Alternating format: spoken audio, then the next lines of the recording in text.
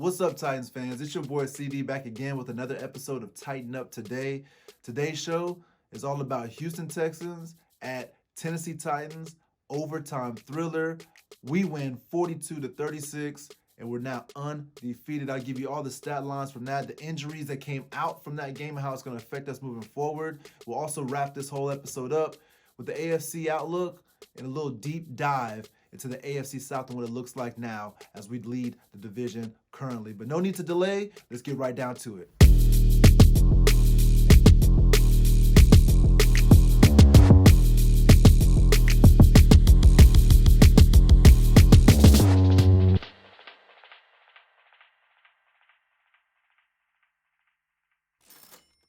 All right, Titans fans, got to start the show off with some bad news. The bad news, Taylor Lewan, our stud offensive tackle, is out for the season, more than likely undergoing season-ending surgery today on his ACL. It was confirmed that he tore his ACL during the Texans matchup on Sunday. This is obviously really bad news, as he's our best offensive lineman and has been for probably the last 5-6 years, without even a debate.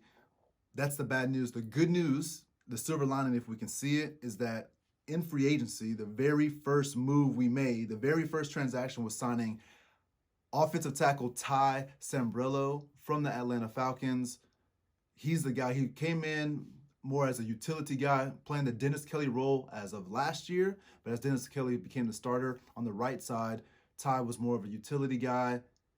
When Taylor Lewan went off with like a little slight concussion a couple weeks back, he stepped right in, no issues. This week, at the end of the game, he stepped right in, no issues. So I'm hoping with a whole week of preparation and being the starter moving forward, that he'll jump right in and take on the responsibility as our new starting left tackle and give us no issues. Obviously, we had the game-tying drive as well as a game-winning drive, and he looked good on those drives. So we'll keep that up. This week, though, against the Steelers, this front seven that they have is really, really tough, so that I can expect him to have a little bit of trouble. But we're not here to talk about the preview for the Steelers. We're here to talk about the Houston Texans versus Tennessee Titans recap. So let's jump right into that. So our defense has been up and down, to say the least. We're giving up a ton of yardage, can't get off the field, but we are turning the ball over at a crazy clip, and which is keeping us in the game, giving our offense, which is actually a top 5 offense to date, giving them the ball and letting them score points, which is helping us out and helping us win. Now, the first thing I'm thinking of is stopping the pass, right? From a defensive standpoint, we haven't been really able to do that, or the run, but we'll talk about the Houston Texans pass offense first. Obviously, we know Deshaun Watson, we knew he's athletic. He's going to be hard for us to stop. It wasn't his legs. He just did it with his arm. We could not stop him. He was extremely efficient. Stat line read 138.9, which is dang near perfect. He looked unstoppable at times as he just picked our defense apart moving down the field. Some really good throws, deep passes, obviously, as well as some short passes that were accurate for touchdowns. He was completed 75.7% of his passes, 335 yards. That's an average of 9 yards per attempt. 4 touchdowns and 0 interceptions, which we were kind of needing to lean on, was to turn him over in the pass game. He had, like I said, almost a perfect game through the air. Who's he throwing the ball to? Well, a few guys. Usually on the recap, I only give you like 1 or 2 receivers from the other team. I have no choice but to give you 3. The first up, Will Fuller. Will Fuller had 6 catches, 123 yards, 1 touchdown, 2 explosive plays, and that 1 touchdown was a huge 50-plus yard pass where Malcolm Fuller, I guess, decided to take a nap on the field, looked inside as a guy who runs a 4.3 40, ran right past him. It was an easy touchdown, just giving back that momentum to the Texans late in the game, which is extremely scary for all of us at that point in time. But Will Fuller definitely had a ball. The other guy, Darren Fells. Darren Fells, a tight end we've known for a while. He used to play for Arizona for a little bit, but now coming with the Texans, he's just been consistent. This game, Darren Fells, 6 catches, 85 yards, 14.2 yards per catch, 1 touchdown, and 1 explosive play. What can you expect from a tight end? He played his lights out. Well, I say what can you expect from a tight end, but we'll talk about another tight end here shortly. Also, their third wide receiver, Brandon Cooks, 9 catches, 68 yards. That's 7.6 yards per catch, 1 touchdown, 0 explosive plays, which is big for him because I thought out of anybody would have the explosive plays, it would be Brandon Cooks, as he was one of the top wide receivers down the field this past leading up to this week. But we stopped them. Somehow we found a way to kind of keep that 335 passing yard performance under wraps and still win this game. Now, I think it was more because from a defensive standpoint, the way we could win this game was because the Houston Texans, although they passed the ball very well, they had an issue running the ball. They couldn't stay balanced, and a lot of their offense went through the air. Reason why I say they couldn't stay balanced, David Johnson. First off, the trade was not good. It's not, we knew that it wasn't good then. Then you kind of like low-key hope that maybe David Johnson, they know something about David Johnson that no one else knows, and he's now going to go back to his top-tier running back status. He is not that guy, not especially not compared to D-Hop. David Johnson had 19 carries, so he had the workload for 57 yards, a 3-point average, 1 touchdown, which it took him, seemed like 10 carries to get into the end zone, and 0 explosive plays. Our defense looked good against the run. This is 2 weeks in a row that our run defense has stepped up whenever our averages is still not that great. We're still averaging more than 5 yards per carry against other teams, which is like, I think it's dead last in the league. Well, again, we'll talk about that during the preview, but it's not good on the ground, but we're slowly trying to get that number down. Through the air was our problem. Now, their ground game, definitely an issue. Our ground game, on the other hand, not a problem at all. King Henry is alive and well. He's been like kind of sleepwalking the first couple weeks as he's slowly starting to catch pace. That 3-point average turned to 3.5, turned to 3.9. This week, King Henry, 22 carries, 212 yards at a 9.6 yard average. That's 2 touchdowns. One was 94 yards long. That was one of the 2 explosive plays that he had as well. The man is an animal. Did we not all feel the same thing? It was coming towards the end of the game. Goal line, or not goal line, it was in the middle of the field. Gets a power rush up the middle, bounces it out to the left, and you see him switch the ball from the right arm to the left arm, and I'm like, is that Justin Reed turning into Josh Norman on the sideline? It looked like he was just going to stiff arm this guy. We're going to get a repeat from the week prior. Didn't. Justin Reed actually tackled him, wrapped him up in a pretty nice play. But anyways, King Henry played his tail off, and definitely the best performance of this season. Hopefully not the best performance of 2020, that he still has more to come. But so far, by far, the best performance of the season. 200-plus yards on the ground. Now, that's one running back, but again, quietly having a good season. How about Jeremy McNichols in backup role whenever Henry gets to take a little bit of break? He had 5 carries for 51 yards, averaging more than 10 yards a carry. No touchdowns, but he did have 1 explosive run, and the other non-explosive run was actually 19 yards, which didn't qualify for explosive run. But, I mean, we all can look at it and say it was basically another explosive run. But statistically, no. But he played his tail off, some long runs and some big runs for him as well. And he also had a catch in the passing game. So, speaking of passing game, Ryan Tannehill, and I'll say this again, Ryan Tannehill, MVP type candidate. We'll see as we're starting to build up something. I think this game coming up will definitely either catapult him or keep him right where he's at, somewhere standing still. But I'm thinking that we're moving forward in the offense. We're doing too well through the air as well as now on the ground. But Tannehill this week, just like normal, over 100 quarterback rating. He had 122.4 this week, 73.2 completion percentage, 364 yards through the air, 8.8 yards per attempt, 4 touchdowns. Again, just throw another 4 touchdowns, no biggie. But he did have the 1 interception. But nonetheless, all in all, a great performance. I think if he doesn't have that interception, it's a perfect game for him. But great performance through the air. Again, keep doing what we're doing. Jonnu Smith, we missed you. It was obvious that he wasn't 100%. He came up on the injury report leading up to this week's matchup in week 6. But we didn't know if he was healthy. Ends up being active for the game, plays, but after about, I don't know, the first or second quarter, he just didn't seem right. After the third quarter, he didn't even come back on the field. Who did come on the field? Anthony Ferkser. Ferkser has been there for the past couple years, we've seen him slowly grow into his position. He completely took over this game through the air. 8 catches, 113 yards. That's 14.1 yards per catch. 1 touchdown and 2 explosives. The man was on fire. Definitely a great game for you. More to come depending on Jonnu Smith and how he turns out on the injury report. Now, Adam Humphries, a little bit of Adam Humphries sighting. 6 catches, 64 yards. 10.7 yards per reception. He did have that 1 touchdown at the left side. That was his 1 explosive play. We're looking good. Offensively speaking, looking really good. So where's A.J. Brown? That's our next guy, right? Next guy up, A.J. Brown had 5 catches, 56 yards, 11.2 yards per catch, and had 2 touchdowns. At the first touchdown and had the last touchdown. Or I guess not the last touchdown. The touchdown that get us into overtime, which is a big, big score.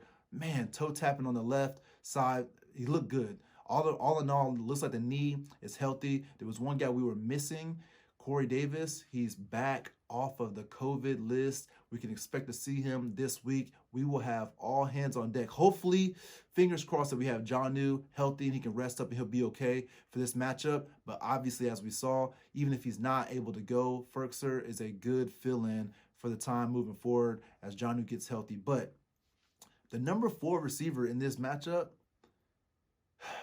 here, check out the play yourself. As you can see here, and I told you guys before, we go out there, we run this screenplay 3, 4, 5 times, it seems like, all throughout the game. It doesn't really pan out, but whenever it needs to pan out, Derrick Henry is screaming up the sideline for 50-plus yards in overtime. He ends up being our number 4 wide receiver for the game. He had 2 catches, 52 yards, 26 yards average, obviously. 0 touchdowns through the air, and that 1 explosive play that we saw, he had an absolute ball. Now, the last receiver for us, Khalif Raymond, again, showing up in the stat line. 3 catches, 32 yards. That's 10.7 yards per catch.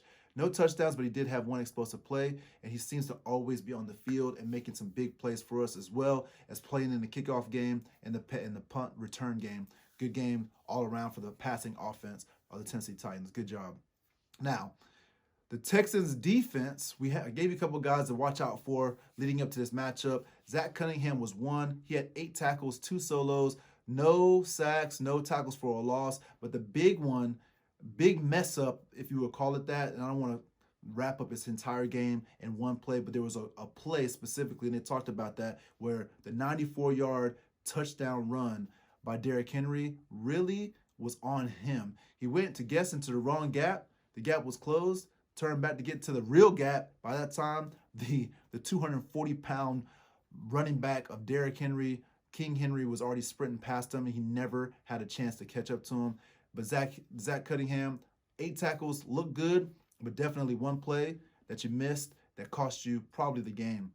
Now, J.J. Watt, we didn't really discuss prior to this game because his stats weren't really there. I don't know if he was healthy or if he was just being quiet all throughout the year. But this game, he did show up. 4 tackles, 4 of them were solos, 2 tackles for a loss. He did have a sack, which also was a forced fumble, which I have to say this as well. Ty Sombrello, I tell you that he had a good game overall whenever he did come in.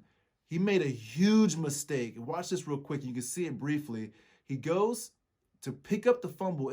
It's picked up. You just go lay on it. You're 500 pounds or however much you weigh, just lay on it and be done with the play. He tried to get back up, and when he did that, he gets stripped, and the ball is down out, and then we lose the ball. The Texans go to score that touchdown, and it ends up turning this game into a, hey, we're up, going to drive to go put more points on the board, to, wait a second, we're down, and this game is completely different. Now, at that point, too, 2 big crucial things to come up. One, Ka'imi Fairbairn, their kicker, the Texans kicker, after they scored that touchdown in the 3rd quarter, extra point, he just missed it. We don't really think much about it. It happens from time to time. Oh, you missed the extra point.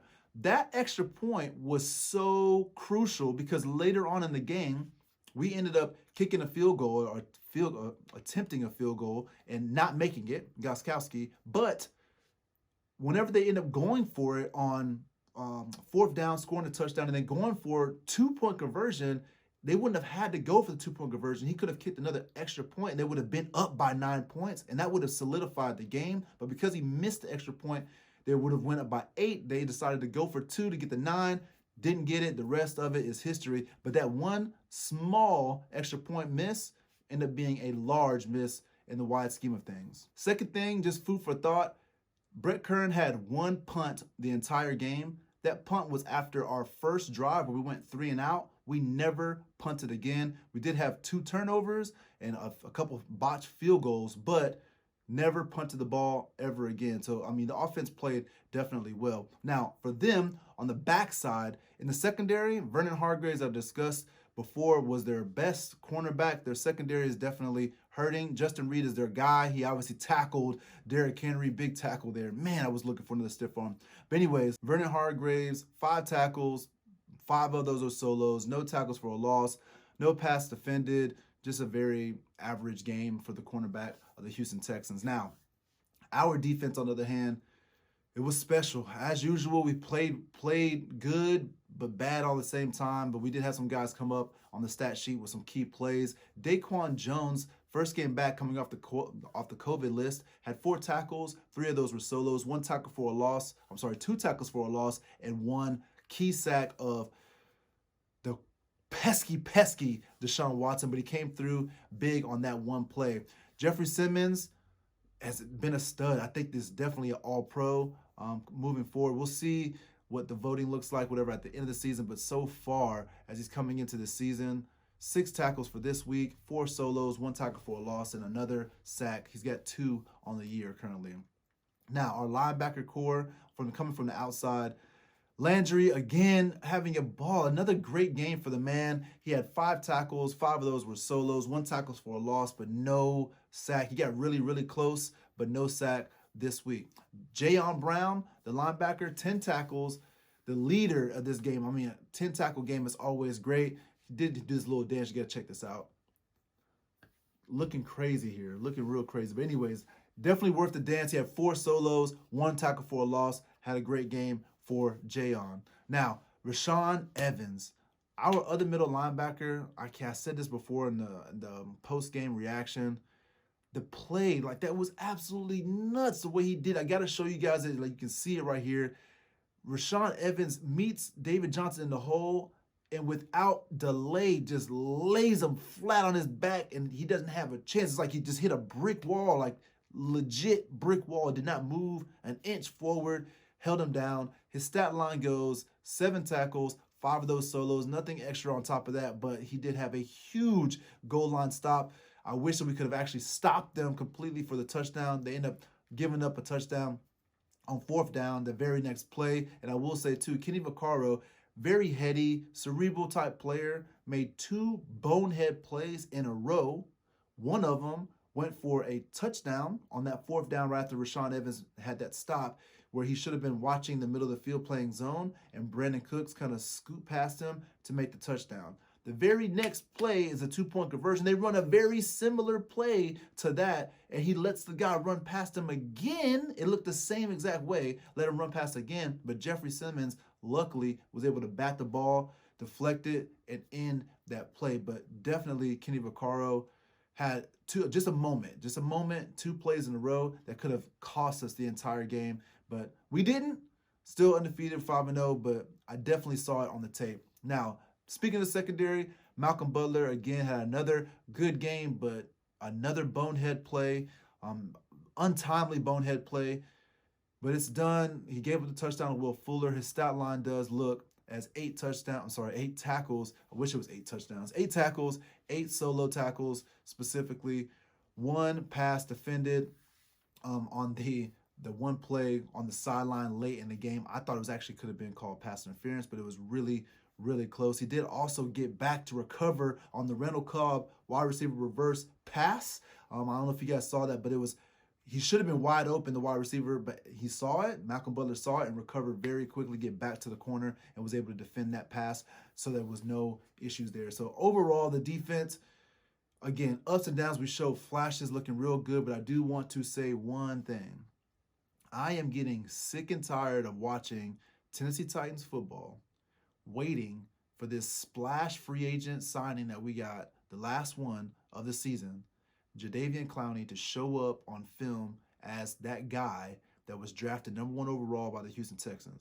I have not seen it at all. Like, I'm really wondering how we're paying him so much money. We just lost Kamale Correa to the Jaguars because he's not getting enough play time. Vic Beasley's on the sideline. He's not getting enough play time. I think he had 11 plays this week. But Jadeveon Clowney's on the field most of the time. I think he was 75% of the plays on defense this week. He's on the field, but he's not making any splashes. No, there's nothing happening from him just yet. But I'm not losing my stuff. I know my boy Nick Moss, he told me whenever we got him that, hey, he takes a lot of plays off, but whenever you need him, he'll step up and make a big play. I'm ready for that big play at any point in time, especially this week. It's a huge week coming up against the Steelers. But anyways, this is not an individual game. As we know, this is a team game, so let's look at the team stats for this matchup.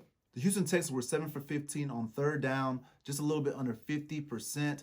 Their fourth down conversion percentage was 100% as they were 3 for 3 perfect against us on fourth down. Some crucial plays that we could not find a way to get off the field. This is not something that we're used to. We usually get off the field on fourth down. If there is a fourth down attempt, we usually are definitely well played on those fourth downs, not last Sunday. So total plays, they had 67. Total yards on offense, they have 412. Red zone efficiency, they were perfect. On 4 attempts, they scored touchdowns on all 4 attempts, 100% for them. They did have 2 takeaways and 0 giveaways, which gave them a turnover differential of +2. And the time of possession, 31 minutes and 40 seconds. Overall, right about even on time of possession, just by 10 seconds, we had them beat. Now, our stat line looks a little bit different.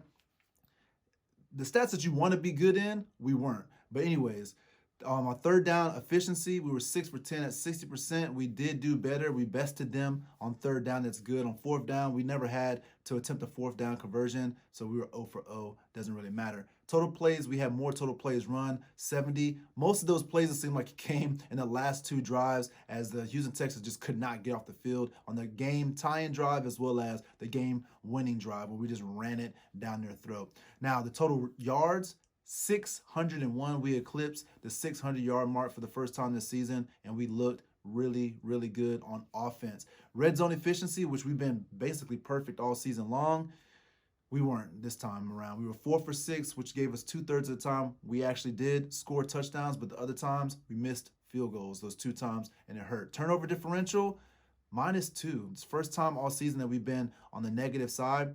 No takeaways. And we did give the ball away 2 times, 1 fumble and 1 interception. Now, usually, whenever you don't win the red zone and you don't win the turnover, you lose the game. Somehow we found a way to win. We did have a larger time of possession, again, 31 minutes and 50 seconds, but a lot of that time was extra time that we had in overtime, and it worked out for us. Overall, it was a good game. Way too good to be fair. I thought that we were going to take over this game as the offense started to get running. We looked like we were just going to pull away without any issues at all. It wasn't the case. The Texans were there. They definitely made us work for this victory, but we worked for it and we won. I'm glad. I'm proud. We're 5-0 and we're moving forward. And it's time to close out week 6 and move on to week 7. But before we do that, let's take a look at what the AFC looks like after this last week. As you can see here, Pittsburgh Steelers 5-0 and the Tennessee Titans also 5-0. Both undefeated teams ahead of the rest of the class play each other this week in week 7. There will only be one standing atop the AFC and in the lead moving forward. Tied for third, Kansas City Chiefs, Baltimore Ravens coming in at 5-1. And finally wrapping up the top, Buffalo Bills and Cleveland are 4-2. Buffalo Bills dropped to 4-2 after losing 2 games back-to-back. Now the AFC South picture, Tennessee Titans, again, 5-0, undefeated, 2-0 in the division. The Colts are 4-2, and they are 0-1 in the division. Texans now 1-5, tied with the Jaguars at the bottom of the division. Texans are 1-1 in the division, and the Jags are now 1-2. They got a long way to go to get up to the top, but the Titans right now holding it down, 5-0, with a 1.5 game lead over the Colts. All right, so starting from the bottom, the Jacksonville Jaguars, again, 1-5 on the season. They lost last week to the Lions, 34-16. This week, they get a bye to rest, recover, and then they go on the road to the Chargers. Then they get another division game against the Texans, then on the road to the Packers, and then they get the Steelers. Doesn't look like a good road for them at all, but the road to the #1 overall pick is rapidly coming to them. Houston Texans, after beat the Jaguars, lose to the Tennessee Titans in overtime, 42-36, again in a barn burner of a matchup. I'm glad we got that win. They had to take that loss, and they're still 1-5 towards the bottom of the division. They get the Packers this week, and then they get a bye going against the Jags on the road, then the Browns on the road, then they get to come back home to play the Patriots in week 11. Now for the rival Colts. These guys are going to be the only problem that we have right now in the AFC South moving forward. The Colts, after week 5 loss to the Browns, follow it up with a crazy come-from-behind game against the Bengals. They were down by 21 points in the first quarter and came back to rally to win 31-27. This week, they get to rest. They get a bye, come back on the road to Detroit. Then they get to come back home to play Baltimore. And then they play us for the first time this season. They'll be playing at Nissan Stadium week 10, followed by a game with the Packers. They get a long run. It looks like 3 games in a row against top teams in the NFL. They got a long way to go to get to the top of the AFC South, and it goes through us. And speaking of our Titans, after week 5 beating the Buffalo Bills 42-16, and I do mean beating the Buffalo Bills 42-16, week 6 we come out. We beat the Texans 42-36 in a barn burner that had to go into overtime. This week we draw the Pittsburgh Steelers, the undefeated 5-0 Pittsburgh Steelers. We were supposed to play them in week 4, and that would have decided who actually was the undefeated team atop the AFC, but it had to wait until week 7, and we're ready, and I know that they're ready as well. We get the kickoff 1 p.m. East Coast time. It will be a great game. I cannot wait to see that. We'll follow that game up against the Bengals on the road. Then we get the Chicago Bears, who right now, again, pretending you're contending. Who really knows? But they're 5-1. We'll get them in week 9, and I cannot wait for that. NK, you'll be hearing from me. All right, so the Colts, week 10, that's our first division. You'll be hearing from me. Following that up, week 10, we get the Colts. We'll be on the road. Nope. Following that, week 10, we'll get to stay at home against the Colts. Then we go on the road to play Lamar Jackson and those boys. It should be another really, really good game as we ramp up to go on a playoff run towards the top of the AFC. But anyways, that's the end of this. That's the end of this show. That's the end of this episode. I appreciate you guys again tuning in, watching, enjoying this with me. If you like this episode, click the like button. If you haven't subscribed yet, subscribe to the channel. Get notified as well by clicking that notifications bell, and you'll get notified the next time I upload the next episode of Tighten Up Today. But before you leave, I got one question for you. Why tighten up tomorrow when you can tighten up today?